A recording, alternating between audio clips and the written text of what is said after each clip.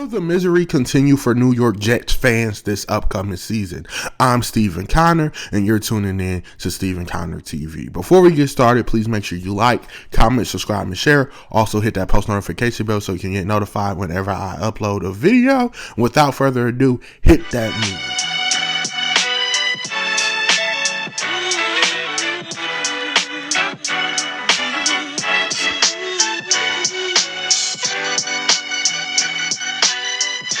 Jets are one of the most interesting and fascinating teams to me in the NFL. Because the reason why this team was bad, honestly, in my humble opinion, is not because of the players, because they have a bad constructed team or anything like that. It's up to management and decisions that were made during the preseason and then during the season. Panicking happening and a whole lot of stuff. I think that the Jets could be in good shape next year. I think they could, and I think they could possibly be a playoff contending team. The Jets have been a quarterback away for some time now. Of course, we remember the days of Sam Darnold seeing ghosts and them having Adam Gase as head coach. And honestly, who in their right mind would have succeeded with Adam Gase as a head coach? That whole Jets era was awful. They moved on. They drafted Zach Wilson, got Robert Saleh as a head coach. Robert Saleh was a pretty decent head coach. However, what he was great at was defense. He was a defense of mastermind. He was great with defenses. And the Jets had an elite defense for years and years and years up until this year. And we'll get into why the defense wasn't as elite this year. However, they had elite defenses under him. They had teams that were a quarterback away from winning, and then they finally got a quarterback. They finally got first they got a wide receiver finally, and then Aaron Rodgers came a knocking. And when Aaron Rodgers came a knocking, they answered. They traded for him, and they finally got their quarterback. But unfortunately for him, he didn't have an offensive line, and so he was done after a couple of snaps in his first year with the Jets. So then which was last season. So you take a look at that. You take all of that into account, and this year was their first year with the elite defense with Aaron Rodgers, and you could see what this team was really capable of doing. However, management, the higher-ups, the front office got in the way of this team succeeded. Trying to trade players based off of their Madden ratings? Like, come on. Trading veteran wide receivers in the middle of the season, trading for veteran wide receivers in the middle of the season, messing up team chemistry. It's a lot of stuff that went south for this team this year. And we're going to start off with the Robert Saleh fire. They fired Robert Saleh in the middle of the year. And like I said, it was not his fault that this team was bad. I actually think that they shouldn't have fired him because this was his first full season with a good team, with a complete team to me. Well, as close to complete you're going to get, because he had an offense, he had weapons. He had a solid offensive coordinator who worked with Aaron Rodgers in the past and had success with him. And you take all this into account, you had that elite defense, this team should have been doing something. However, they started off on the wrong foot and they pulled the rug out of up under him. They put it right from up under him, and they shouldn't have did that. They panicked and fired him. And I do believe that if he would have stayed their head coach, that the defense would have been elite still.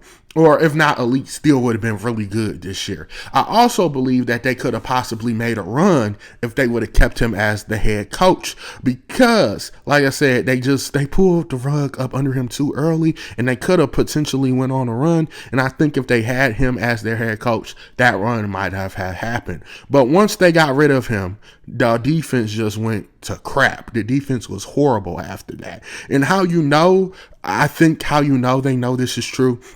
And what makes me think that they regret getting rid of Robert Saleh the way they did or firing him is that they went and hired Aaron Glenn, who is a defensive mastermind. The defensive coordinator for the Lions hired him as their head coach, their next head coach. And it's funny because he played for the New York Jets. Him and Pete Carroll came in the Jets together. It was Pete Carroll's first year as their head coach. That was the first pick he made. And it's crazy because now they're both getting hired in the same cycle. Him going to the Jets, him going to the Raiders. Raiders. I just want to bring that up. That's a fun fact. And then Mike Vrabel went back to the Patriots, and you see this guy here, Glenn, he played for the Jets on defense. Mike Vrabel played for them on defense. And it's hilarious to me. But like I was saying, they went out, hired him, and it's because I think they regret letting go of Robert Saleh. Maybe I'm reaching, maybe I'm stretching, but that's just me. And like I said, they got a defensive-minded head coach, and I do believe that defense will potentially get back to being, at the bare minimum, a great defense.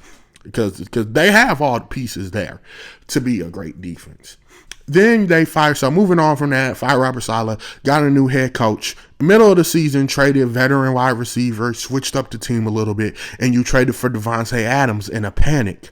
And Davante Adams, it really didn't work out this year with Davante Adams on the Jets.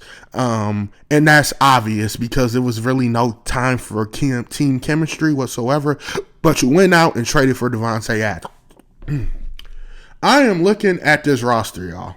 I'm looking at this roster, and on paper, this roster should have done great things last year. Like, this team should have been really great last year. However, they were not great.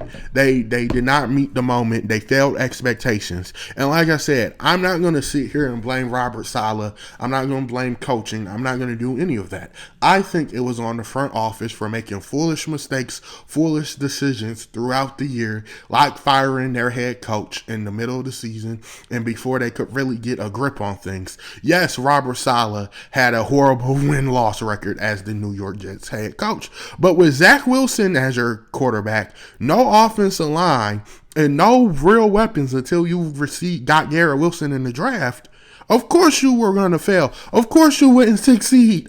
Of course you wouldn't. Of course you wouldn't. And they had really no quarterback, really no weapons, nothing on offense.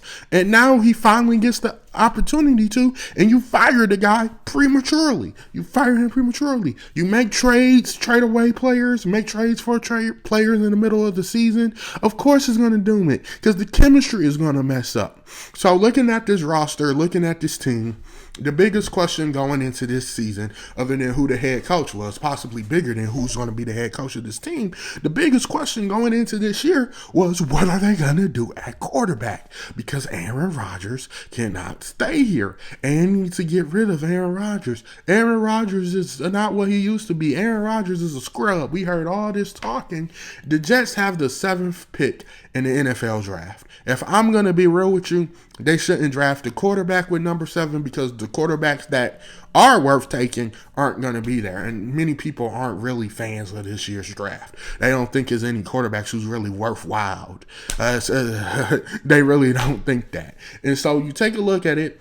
They could reach and get Jalen Milroe possibly, but I think if they're going to draft a quarterback, they should wait to draft a quarterback the 2nd round and beyond. That's my opinion. That's what I think personally. So then you take a look at the free agency market and you look at the quarterbacks that are possibilities there. You look at Kirk Cousins. Would they get Kirk Cousins? Would they go get a Justin Fields or a Russell Wilson possibly? It's other quarterbacks they could potentially try to get. Or do you try to go out and bring back Sam Darnold? Because this time around, it will be much better for Sam Darnold. It will be much better. This roster they have now will be better equipped for Sam Darnold to succeed in than whatever the heck they had going on the first time he was there. However, personally, if I'm the Jets and if I'm Sam Darnold, I don't think it's a good idea for us to reconnect. I don't think they should do it. So to me, the best options that the New York Jets have for this upcoming season is to run it back. Run it back with everyone on the team. Maybe make some tweaks to the offensive line. Add some more defensive players. Draft some younger guys. They could do stuff like that. And then just run it back with the team they had from last year. Because on paper, this team is good.